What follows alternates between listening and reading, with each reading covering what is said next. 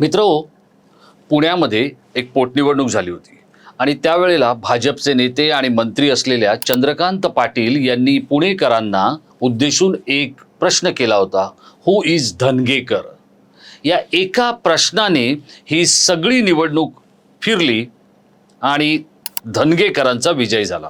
या विजयाचं श्रेय एकदा रवींद्र धनगेकर यांनी बोलताना, जेव्हा ते मुंबईत अधिवेशनाच्या वेळेला आलेले, गप्पा मारताना त्यांनी त्या आपल्या विजयाचं श्रेय इतर सगळ्या गोष्टींना देताना ते असं म्हणाले होते की सगळ्यात मोठं श्रेय जर कोणाचं असेल तर ते चंद्रकांत पाटलांचं, की त्यांनी मला असं उच्चारलं आणि त्याचा वचपा पुणेकरांनी काढला. अगदी हीच गोष्ट प्रशांत किशोर यांच्या बाबतीत झालेली आहे. प्रशांत किशोर आपल्याला सगळ्यांना माहिती आहे, निवडणुकीचे रणनीतिकार आहेत. ते नरेंद्र मोदी असो किंवा ममता बॅनर्जी असो, उद्धव ठाकरे असो, या सगळ्यांना जेव्हा जेव्हा त्यांनी मदत केलेली आहे तेव्हा तेव्हा हे नेते आणि त्यांचे पक्ष जिंकलेले आहेत. ते प्रशांत किशोर, त्यांचा जो जनसुराज्य पक्ष आहे, या पक्षाचा मागच्या निवडणुकीमध्ये धुवाधार असा पराभव झाला होता. पण त्यानंतर कोमात न जाता प्रशांत किशोर यांनी नेटाने आपल्या सगळ्या गोष्टी सुरू ठेवल्या होत्या. ते आता या पक्षाचे संस्थापक आहेत. ते स्वतः निवडणूक लढले बाकीपूरहून आणि बिहारच्या, म्हणजे पटना जे आहे बिहारची राजधानी, तिथला सगळ्यात मध्यवर्ती जो परिसर आहे त्याचं नाव आहे बाकीपूर. आणि तिथून निवडून आलेल्या प्रशांत किशोर यांनी आता बिहारच्या राजकारणाचा तोंडवळा बदलता बदलता एक संदेश भाजपला दिलेला आहे की भाजपची राजकीय साडेसाती सुरू झाली आहे का, असा प्रश्न पडू शकतो. अशा गोष्टी समोर आलेल्या आहेत. काय आहेत मी आपल्याला संक्षिप्त स्वरूपात यथाशक्ती सांगण्याचा प्रयत्न करणार आहे. नमस्कार मित्रो, मी राजेश कोचरेकर आणि आपण पाहताय आपलं आवडतं न्यूज पोर्टल टाइम महाराष्ट्र. मित्रो, प्रशांत किशोर आपल्याला सगळ्यांना माहिती आहे, रणनीतिकार आहेत. निवडणुका कशा जिंकायच्या, कशा लढवायच्या आणि राजकारणात नेमकं काय काय करायचं मोठ्या नेत्यांनी, मोठ्या पक्षांनी, हे ते सांगत असतात. आणि त्यासाठी ते प्रचंड पैसे आकारतात. म्हणजे छोट्या मोठ्या खासदारांचं किंवा छोट्या मोठ्या आमदारांचं, मंत्र्यांचं कामच नाही आहे प्रशांत किशोर यांच्या नादी लागण्याचं. इतके मोठे पैसे ते आकारतात. आता त्यांचा पक्ष जनसुराज्य हा बिहारमध्ये निवडणूक लढला, पण तिथे त्यांच्या पक्षाची साफ धुळदाण उडाली. एकही त्यांचा कॅन्डिडेट किंवा उमेदवार निवडून आला नाही. आता काय करायचं म्हणून प्रशांत किशोर हे काही कोमात नाही गेले. ते लढत राहिले आणि लढता लढता त्यांनी आता ही निवडणूक जी आहे, ही पोटनिवडणूक होती तिथे. आता ही पोटनिवडणूक तिथे लागली का, तर जे नितीन नबीन आहेत, ते नितीन नबीन हे राज्यसभेवर गेले आणि त्यामुळे त्यांचा जो मतदारसंघ आहे तो रिकामा झाला. तिथे पोटनिवडणूक लागली. आता हे नितीन नबीन तिथून 5 वेळा निवडून आले होते. त्याच्या आधी त्यांचे वडील, म्हणजे नितीन नबीन यांचे वडील, हे सलग तिथून 4 वेळा जिंकून आले होते. नवीन प्रसाद किशोर सिन्हा असं त्यांचं नाव. आता हा जो बाकीपूर जो मतदारसंघ आहे, याचं वैशिष्ट्य काय की हा भाजपचा गड समजला जातो. आणि का नाही विचार करा, 9 वेळा जर हा मतदारसंघ अगदी लालू प्रसाद यादव यांची तोती बोलत होती, अनेक ठिकाणी अनेक लोकांचे डिपॉझिट जप्त होत होते आणि लालूंची लाट होती बिहारमध्ये, तेव्हा सुद्धा हा मतदारसंघ भाजपकडून कोणी खेचून नाही घेऊ शकलं. इतकंच नव्हे तर नितीश कुमार यांची लाट आली तेव्हा सुद्धा हा मतदारसंघ भाजप बरोबर राहिला. आता तिथून नितीन नबीन हे राज्यसभेवर गेल्यानंतर मात्र राष्ट्रीय अध्यक्ष असलेल्या नितीन नबीन यांचा मतदारसंघ प्रशांत किशोर यांनी हिरावून घेतला. म्हणजे विचार करा काय नेमकी परिस्थिती येते. बरं, तो जो पराभव आहे भाजपच्या उमेदवाराचा, हा पराभव कशामुळे झाला, तर हा पराभव झाला जेनझी वक्री झाल्यामुळे. जेनझीवर इथे ज्या पद्धतीचा अत्याचार पोलिसांनी केला, जी मारहाण केली, जे आंदोलन पेटलं, त्यानंतर तिथे AK-47 मधून फैरी झाडण्यात आल्या, या सगळ्या गोष्टीचा प्रचंड राग या जेनझीने काढला आणि त्यांनी कोणाला मतदान केलं, त्यांनी भाजपला मतदान नाही केलं, त्यांनी काँग्रेस आणि राजदला मतदान नाही केलं. कारण काँग्रेस आणि राजदची युती होती तिकडे. भाजपचे उमेदवार कोण होते तिकडे, तर भाजपचे तिकडे उमेदवार होते प्रशांत किशोर यांच्यासमोर नीरज कुमार सिन्हा. त्या नीरज कुमार सिन्हा यांना, आपण आता इंटरेस्टिंग गोष्ट बघा, मी आपल्याला प्लेट्सवर दाखवतो प्रशांत किशोर यांना किती मतं पडली आहेत. प्रशांत किशोर यांना मतं पडली आहेत 64,151 आणि नीरज कुमार सिन्हा यांना मतं पडली आहेत 44,827. 19,324 मतांनी प्रशांत किशोर यांनी पराभव केलाय. 25व्या फेरीला सुद्धा इतकी घसघशीत आघाडी प्रशांत किशोर यांच्याकडे होती की त्या आघाडीचा मुकाबला हे भाजपचा उमेदवार करू शकला नाही. नोव्हेंबर महिन्यामध्ये तिथे निवडणूक झाली होती विधानसभेची 2025 मध्ये.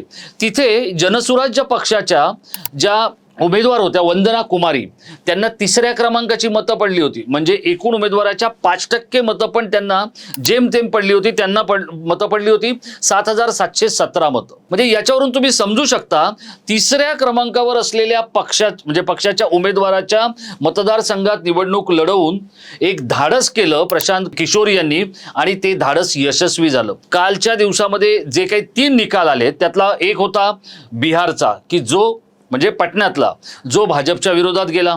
दुसरा निकाल आहे मध्य प्रदेशमधल्या दातिया या मतदारसंघामध्ये निवडणूक झाली होती.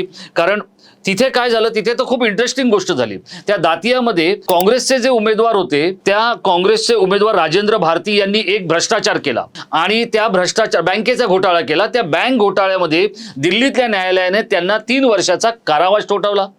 त्या कारावासामुळे त्यांची आमदारकी गेली आणि त्यांची आमदारकी गेल्यानंतर तिथे पोटनिवडणूक लागली. आता तिथे काँग्रेसच्या घनश्याम सिंग यांनी निवडणूक लढवली भाजपच्या आशुतोष तिवारींच्या विरोधात आणि हा जो मतदारसंघ आहे तो घनश्याम सिंग यांनी जिंकला आणि त्यांनी तो जिंकला 6,016 मतांनी.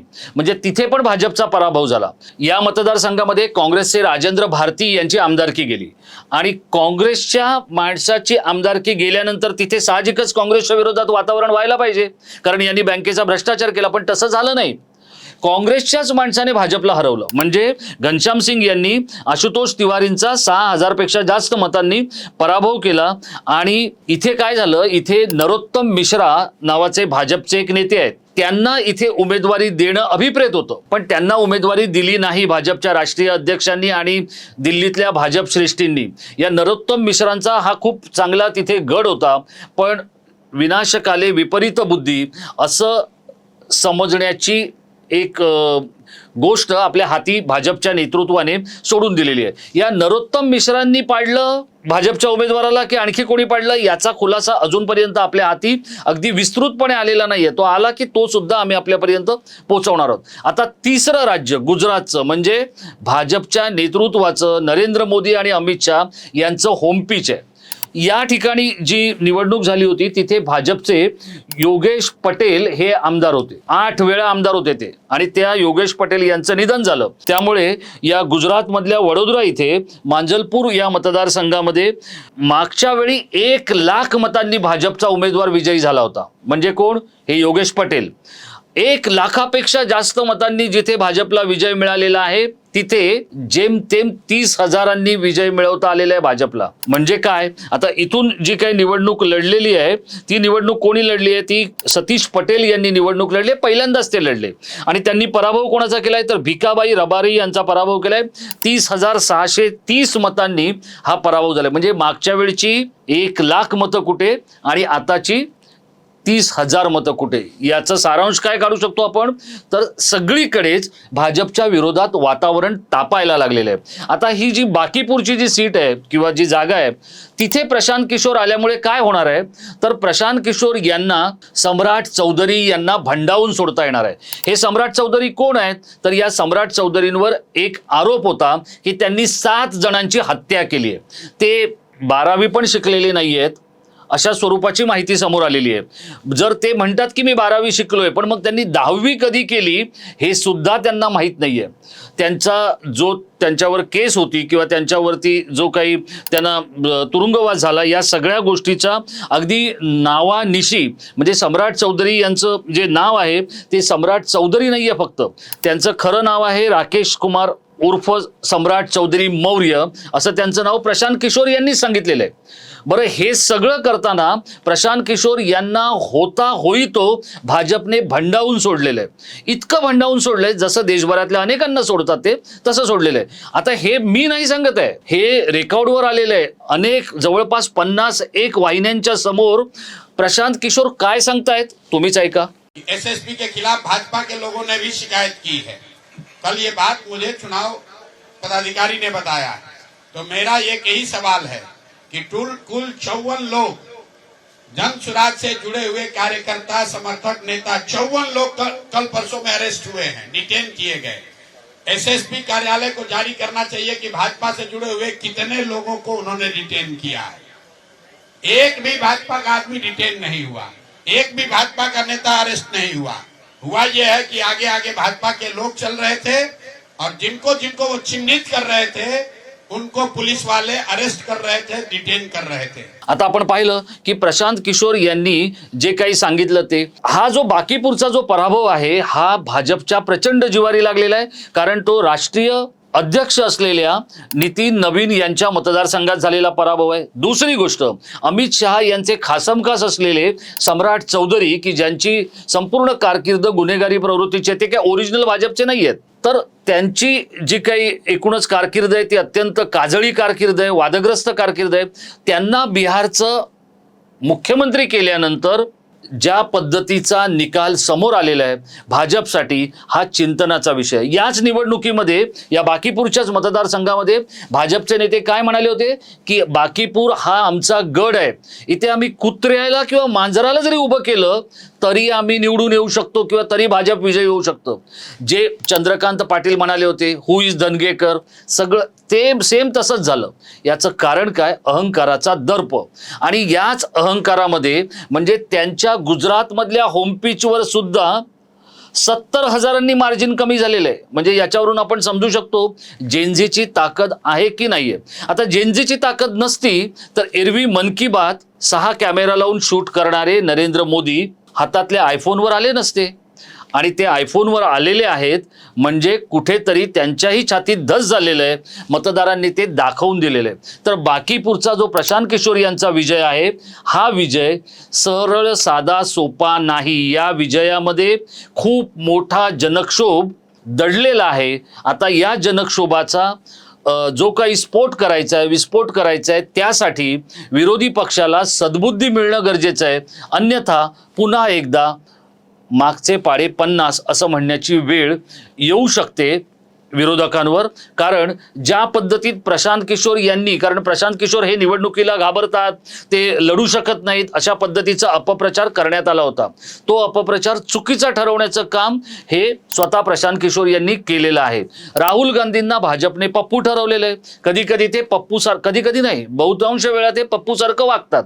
आता आपण पप्पू नाही आहोत हे राहुल गांधींना आणि त्यांच्या बरोबर असलेल्या विरोधकांना, भाजपला आणि देशातल्या मतदारांना पटवून द्यावं लागेल। बिहार, गुजरात आणि मध्य प्रदेश या 3 ठिकाणच्या जर आपण एकूणच निकालांचा वेध घेतला, त्याचं नीट पृथक्करण केलं, नीट विश्लेषण केलं तर भाजपसाठी शनी वक्री झालेला आहे आणि त्यामुळे येणाऱ्या काळामध्ये भाजपची राजकीय साडेसाती सुरू झाली आहे का असा प्रश्न पडणारे निकाल हे या पोटनिवडणुकांमध्ये आलेले आहेत। मित्रांनो, आपल्याला काय वाटतं ज्या पद्धतीत चंद्रकांत पाटलांनी हु इज धनगेकर म्हणत रवींद्र धनगेकरांचा अपमान केला होता, अगदी तशीच गोष्ट बिहारमध्ये प्रशांत किशोर यांच्या विरोधात निवडणूक लढताना भाजपच्या उमेदवारांनी केली आहे का, भाजपच्या नेतृत्वाने केली आहे का?